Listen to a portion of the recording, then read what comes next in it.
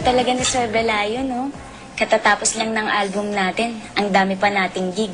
Tapos nakaplano na kagad ang next album natin. Dapat lang na maging mabait siya sa atin, no? Ang laki kaya ng kinita ng album natin. Naka-jackpot nga siya sa atin. Tama si Izzy. Pero, iniisip ko, kung natuloy kaya ang pagla-launch ni Sir Velayo kina Rochelle, ganito rin kaya magiging resulta. Siyempre hindi, no? Ano ka ba naman, Luis? Bakit pa pinagtsatsagaan pang isipin niya mga uling-uling na yan? Ang ganda-ganda ng gabi, sinisira. Kaya naman pala biglang naalala ni Luis ang mga uling. Kasi, nandiyan yung isa sa representative nila. Sino? Sunshine! Ayun o, kasama pa kuya mo.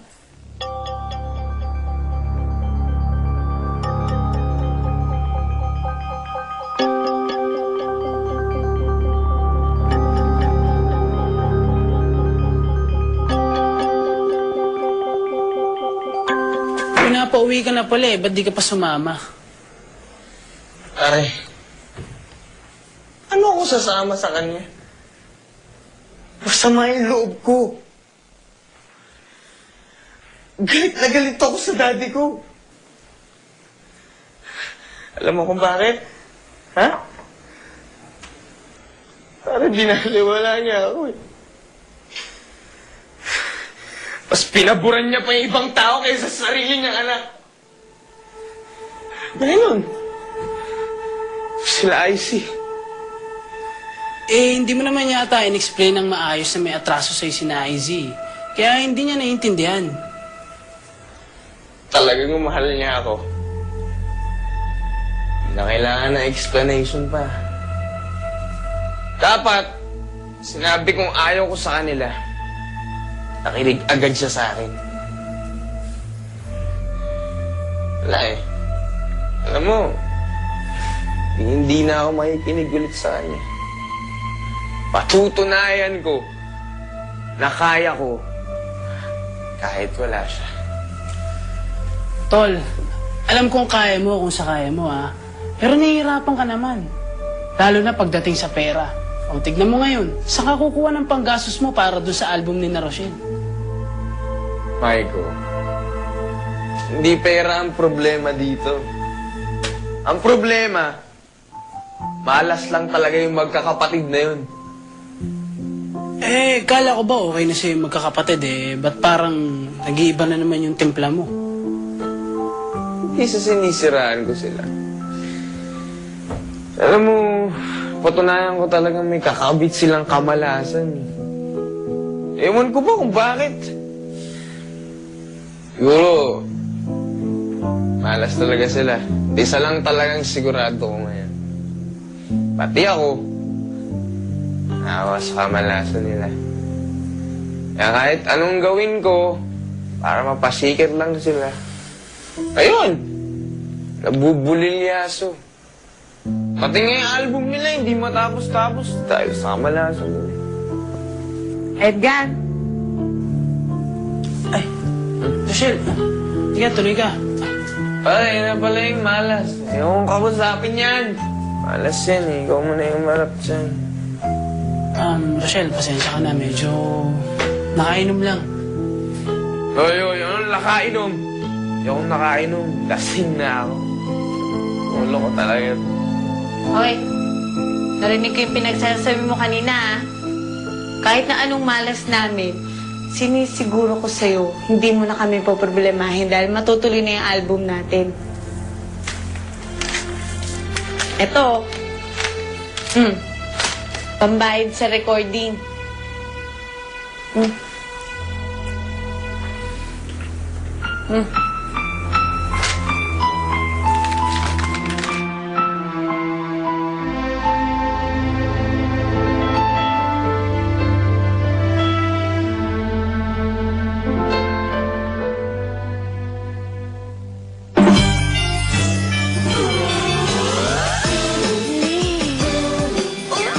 Sorry, hindi ko kasi alam na nandito rin sina Izzy. Sorry talaga. Okay lang.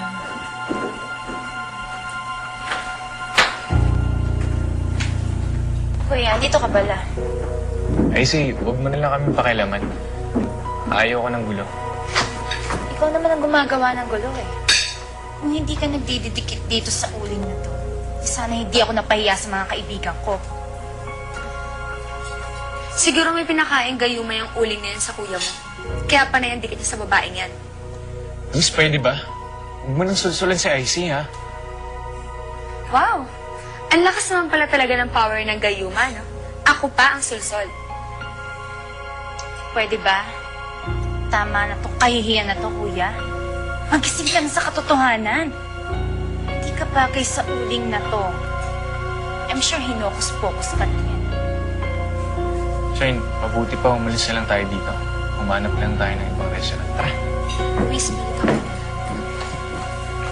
Sandali lang, excuse lang ang kuya.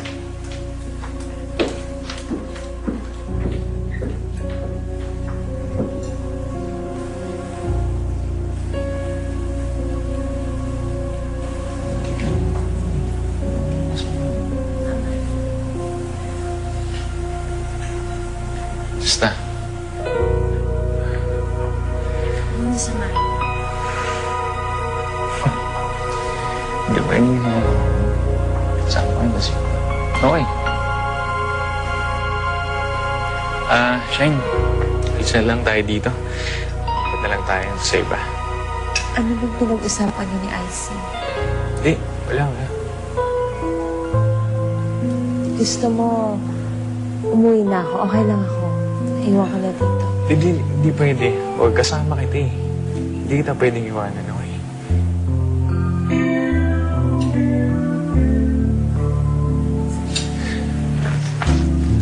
Tara. Pasensya ka na.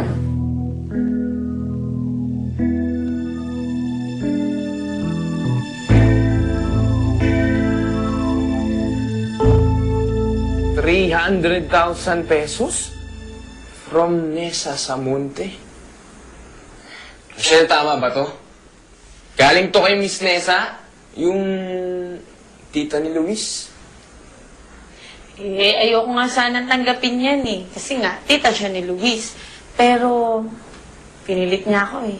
Gusto niya kasing makatulong para matapos na yung album. Utang nga lang yan. Kung ayaw ko ng tulong.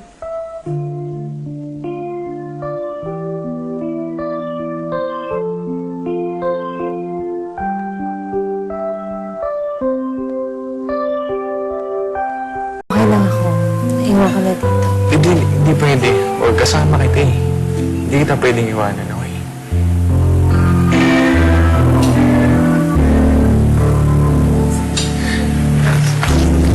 Tara. Pasensya ka na.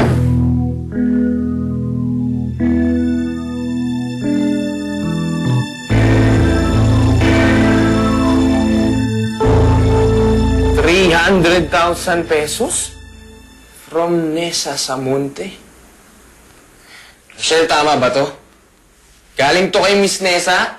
Yung tita ni Luis? Ayoko nga sanang tanggapin yan eh. Kasi nga, tita siya ni Luis. Pero, pinilit niya ako eh. Gusto niya kasing makatulong para matapos na yung album. Utang nga lang yan. Kung ayaw ko ng tulong.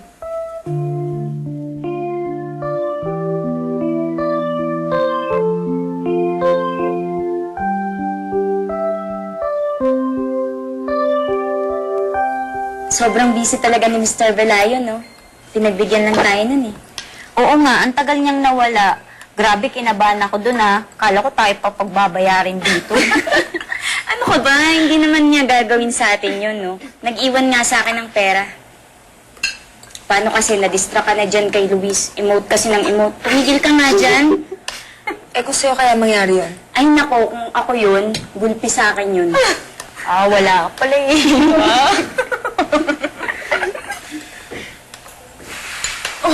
Ba't nandito ka? Anong ginagawa mo rito? Asan ba siya? Kuya, huwag mo nga akong titigan ng ganyan. Wala akong kasalanan na pinabayaan ko kayo, umalis kayo. Nandito ba naman aawayin mo? Huwag mo akong awayin dito. Ano ka ba? Asan ba siya? Wala na, nakauwi na. Umupo ka nga. Kumain ka muna. Sige na, dani ka. Umupo ka nga dito. Tara na. Tama na yung init ng ulo mo. Kumain ka na ng ice cream. Ano bang gusto mong kainin? Please, order ka muna ng pagkain natin. Ano bang gusto mo? Eto, gusto mo ba to? Mas masaya kaming kasama. Masaya dito. Sige na, tikainin mo na yan. Ano bang gusto mo? Sabihin mo lang. Order ako.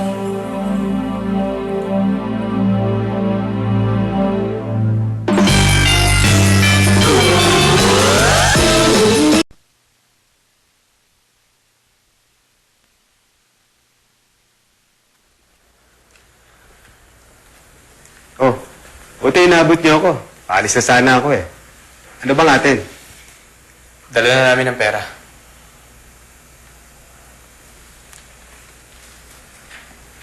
Ang bilis naman yatang... Saan galing to? Ay, hindi na mahalaga yun. Ang importante, matapos yung album namin kagad. Tama si Rochelle. Kaya tapusin mo na yung album.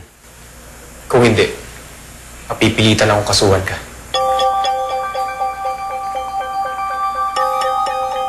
Ay, nako, sayang talaga. Biro mo, inaya ka mag-date. Sinundo ka dito sa dorm. Dinala ka sa isang restaurant. Romantic na sana yun, no? Kaya lang, biglang may pumasok na kontrabida. Parang pelikula. Parang ayoko na nga eh. Ayoko na magkaroon ng connection kay Miguel. Tingnan mo, daming kontrabida, daming nakikialam, kakapagod na lang. Wrong attitude yan, sister. Kung talagang gusto mong makawala sa mga ganyang paghihirap mo kay Miguel, eh dapat, maging masaya ka. Tandaan mo, Independence Day mo. Kaya, dapat, lagi ka nakasmile. Tapos na kasi yun, pagiging alipin mo sa pag-ibig mo kay Miguel. Smile ka na. Oo. Wala ako sa mood eh.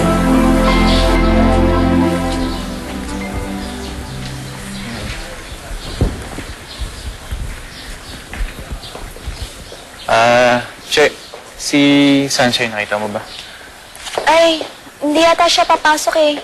Oh, bakit daw? Hindi ko alam kung bakit hindi yata siya papasok eh. Bakit? May sasabihin ka ba? Hi, Miguel! Tara, sumama ko sa kantin. Hello.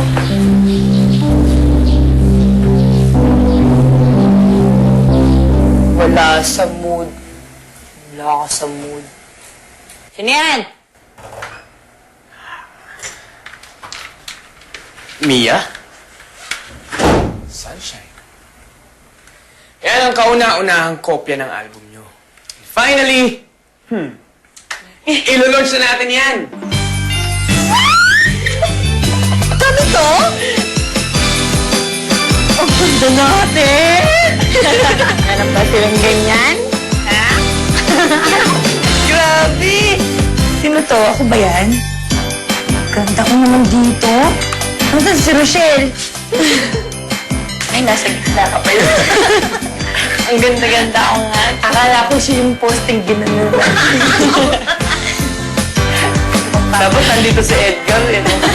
Pinakitaan ka lang ng pera? Sinunod mo na ang kagustuhan ni Edgar? Wala na ako kung nagawa eh. Kung tatanggi uli ako, makakahalata na si Edgar. Isa pa, nagbanta na siya. Kakasuhan daw niya ako pag umurong pa ako. Tinatakot ka lang, natakot ka naman. Aniwala ho ako dahil alam kong tama siya. Pwede niya akong kasuhan. Lalo na pag nalaman niya nakikipagsabuatan ako sa inyo para hindi matapos ang album na pinagagawa niya.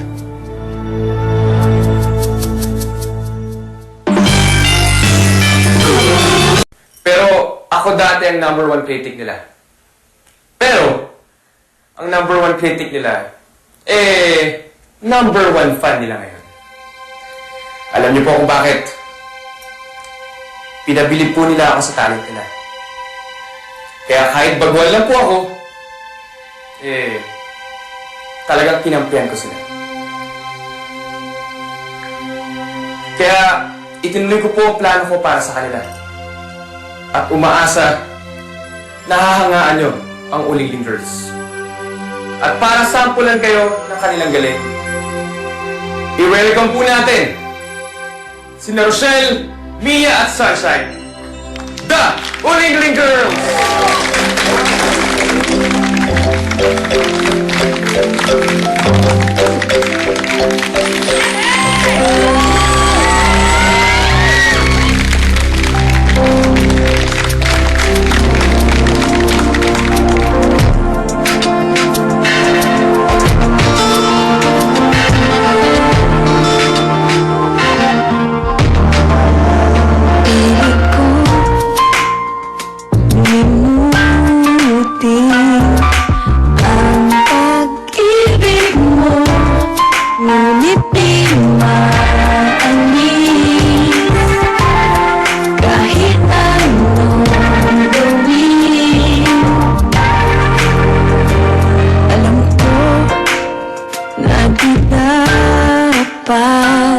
Pero di matiis, lumayo ka man sa'kin. Ako'y hahabol din. Puso't isipan ko'y kay hirap taguhin. Burahin mong mabuti ay andun pa rin. Ika'y mantsa sa aking daigdig, parang nakabaon sa hangin. Sa aking panaginip, hanggang sa pag-isip, hawak-hawak kita. Huwag kang mawawala. Intindihin mo ang aking hiling. Kung saan umabot, kung saan bumabalik. Ika'y mantsa sa aking daigdig, parang nakabaon sa hangin. Parang nakabaon sa hangin. Puso't isipan ko'y Walang duda sa isip ko. taguhin. Tatagumpay kayo. Burahin mong mabuti ay andun pa rin. Ika'y mantsa sa aking daigdig, parang nakabaon sa hangin. Ika'y nakabaon sa hangin. Parang nakabaon sa hangin.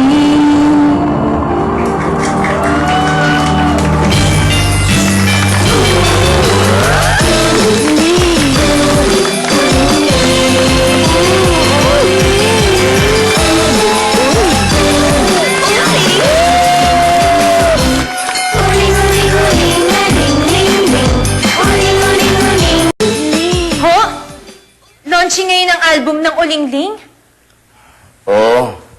Ngayong gabi, ay balita sa akin ng isang reporter. Paano ngayon yan? May kakumpetensya na kayo. Pero akala ko ho ba wala pa yung album nila?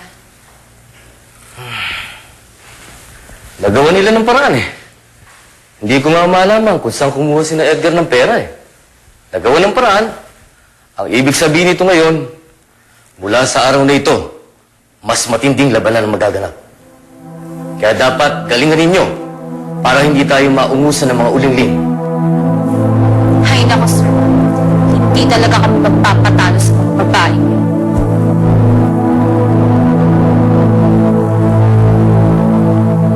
Sunshine, darling, you look nervous but beautiful, okay? po.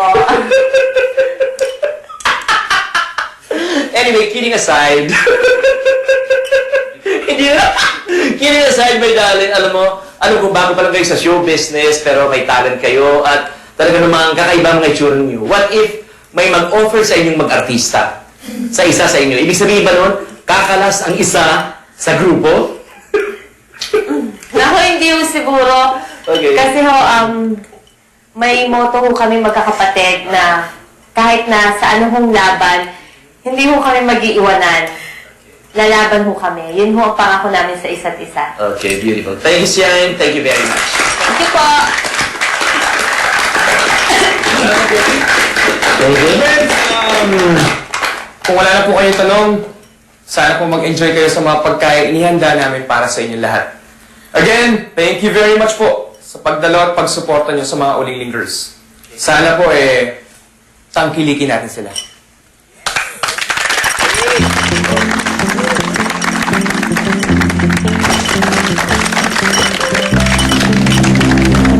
Edgar, hindi ko makontak si Ma'am Nessa eh. Bakit pa naman tatawagan si Ma'am Nessa? Eh kasi, ibabalita ko sa kanya na press con natin ngayon. Tsaka magsusorry ako kasi hindi ko siya naimbitahan dito. Ay, nga, baka magtampo sa atin yun.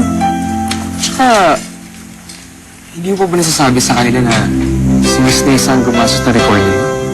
Ano? Ay, oo. Tama yung narinig niyo. Nakalimutan kong sabihin sa inyo, pero si Ma'am Nessa talaga nagpondo ng album natin. Sa kanya galing yung pera. Pero tinanggap ko yun bilang utang. Babayaran ko sa kanya yung kagad. Nangako ako sa kanya eh.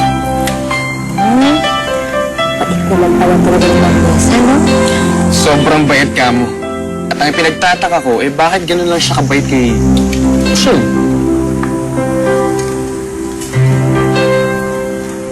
Oh, kumusta yung press con? Marami bang dumating? Ay, oho, andito po kaming lahat. At kahit maliit lang ang pakimkim, okay lang kasi nag-i-enjoy naman po ang lahat. Dahil ang galing-galing ng Ulingling Girls. Especially Rochelle, bongga talaga. Sinabi ko naman sa'yo, magaling ang batang yan. Kaya umaasa ako na patuloy mo siyang susuportahan, ha? Ikaw nang bahala sa mga kasamahan mong press. At yung sinabi ko sa yung press campaign, itutuloy natin yun. Ako ang bahala sa budget. Makakaasa kayo, ma'am. Approve, walang problema. Yes, ma'am. Okay.